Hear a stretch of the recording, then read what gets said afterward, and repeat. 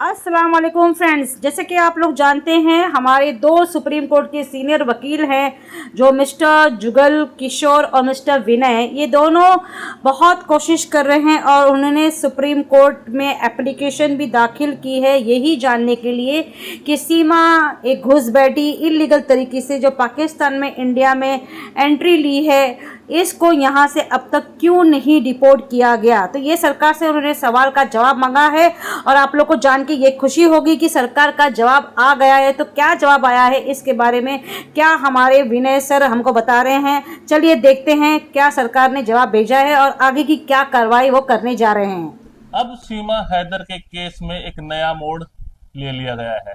सीमा हैदर के केस में सरकार ने हमारा आवेदन स्वीकार करते हुए, भारत सरकार ने आवेदन को स्वीकार किया और स्वीकार करने के बाद जिस डिपार्टमेंट से, जिस विभाग से वो आवेदन, हमारी मांग या फिर हमारा निवेदन था, उस विभाग को हमारा प्रार्थना पत्र भेज दिया गया है और हमें कहा है कि एक समय सीमा के अंदर आपको आपका जवाब दे दिया जाएगा।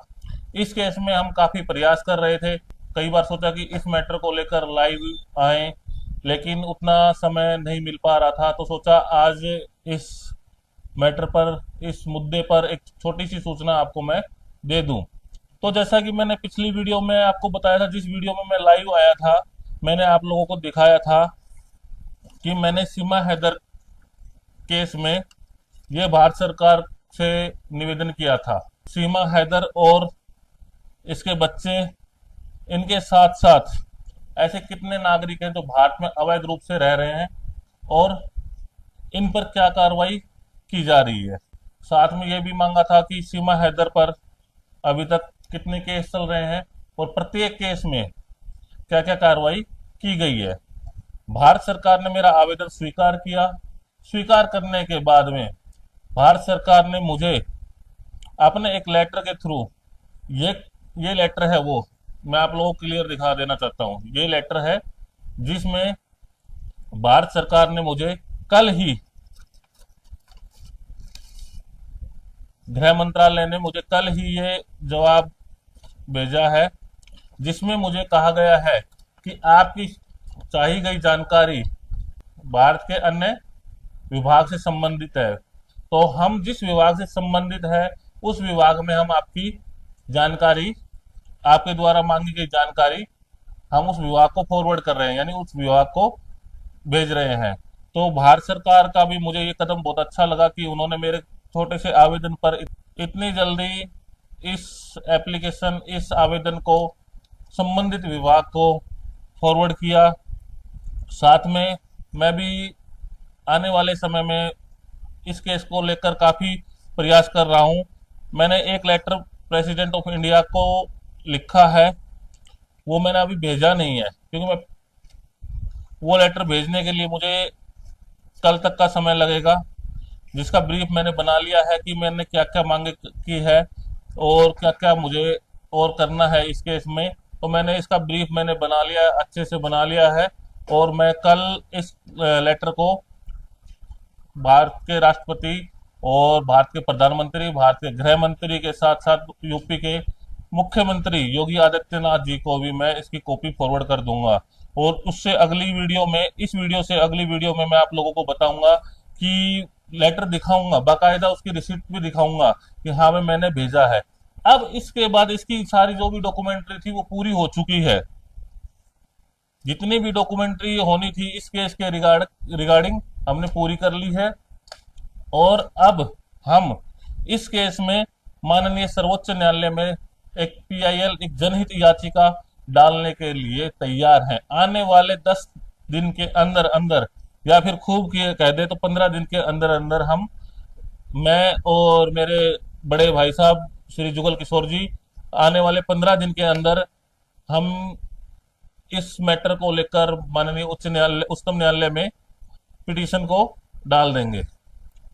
हमने काफी प्रयास किया, कुछ लोगों के अच्छे कमेंट भी आए, कुछ लोगों के बुरे कमेंट भी आए, थोड़ा सा दुख भी हुआ कि भारत के लोग ही कोई प्रयास कर रहा है तो उसको सपोर्ट करने की बजाय थोड़ा पीछे खींचने का प्रयास कर रहे हैं। मेरी उनसे रिक्वेस्ट है, अगर आप लोग किसी को सपोर्ट नहीं कर सकते तो ऐसे कमेंट भी ना करें। खुद तो कुछ करना नहीं, कोई दूसरा करना चाहता है उसको करने नहीं देना। तो हम अब धीरे धीरे इस मुद्दे पर आगे बढ़ गए हैं। काफी हमारी जो भी डॉक्यूमेंट्स कलेक्ट करने थे वो सारे हो गए हैं। मैंने आप लोगों को दिखाया भी था, ये वो है जिसमें सीमा हैदर पर एफआईआर हुई है। ये एफआईआर की कॉपी है, उसकी कॉपी भी हमारे पास में। एफआईआर नंबर भी मैं आप लोगों को बता देना चाहता हूँ, 159/2023। ये एफआईआर नंबर है सीमा हैदर पर, और सेक्शन है इस पर सेक्शन 14 फॉरेन एक्ट में, और भारतीय दंड संहिता इंडियन पिनल कोड में 120B, इसमें एफआईआर, इन सेक्शन में एफआईआर हुई है सीमा हैदर पर। और 120B में सचिन मीना, उसके फादर, ये दोनों शामिल हैं 120B में। हमने अपने केस के रिगार्डिंग काफी डॉक्यूमेंट्स कलेक्ट कर लिए हैं। कुछ डॉक्यूमेंट्स मुझे गूगल पे भी मिले हैं, कुछ किसी ने सेंड भी किए हैं। जो डॉक्यूमेंट्स इसके सीमा हैदर के पाकिस्तान के डॉक्यूमेंट्स हैं, वो पाकिस्तान की आईडी है, पाकिस्तान का एक फैमिली आईडी होती है वो है, और कुछ जैसे एक राशन कार्ड, अपने यहाँ राशन कार्ड बोलते हैं, वहां पर फैमिली आईडी बोलते हैं। और उसके साथ एक डॉक्यूमेंट्स और है जो कि उर्दू में है, वो मुझे समझ नहीं आया है, लेकिन जो भी उर्दू का जानकार होगा मैं उससे समझकर इसका ट्रांसलेशन करवाकर मैं आप लोगों को बताऊंगा कि क्या डॉक्यूमेंट्स है क्या नहीं है। लेकिन काफी डॉक्यूमेंट्स मैंने कलेक्ट कर लिए। अब मुझे नहीं लगता कि इस केस के रिगार्डिंग हमें कोई डॉक्यूमेंट्स और कलेक्ट करने होंगे। और अब हम इस केस के लिए माननीय सुप्रीम कोर्ट में याचिका डालने के लिए पूरी तरह तैयार हैं। मतलब 15 अगस्त के बाद जो भी फर्स्ट वीक आएगा हम उसमें याचिका डाल देंगे। और भारत सरकार की तरफ से, गृह मंत्रालय की तरफ से जो हमने रिक्वेस्ट को आवेदन किया था, उसका भी हमें जवाब आया। तो मुझे काफी अच्छा लगा कि भारत सरकार में इतनी जल्दी काम हुआ है। जो कि मैंने ये भेजा था, मैं आपको ये भी बता देना चाहता हूँ कब भेजा था मैंने ये 9 जुलाई को भेजा था। 9 जुलाई को मैंने यहाँ से भेजा था, और इसका जवाब मुझे 23 जुलाई 2025 को आ चुका है, कि विद इन 2 वीक्स मेरे को ये जवाब प्राप्त हो चुका है कि जो भी आपकी सूचना थी, जो भी जानकारी थी, वो हमने संबंधित विभाग को फॉरवर्ड कर दी है। आपको जानकारी वहीं से ही मिलेगी। तो काफी अच्छा लगा। ठीक है, हमें तो जानकारी चाहिए थी, चाहे वो जानकारी कहीं से मिले,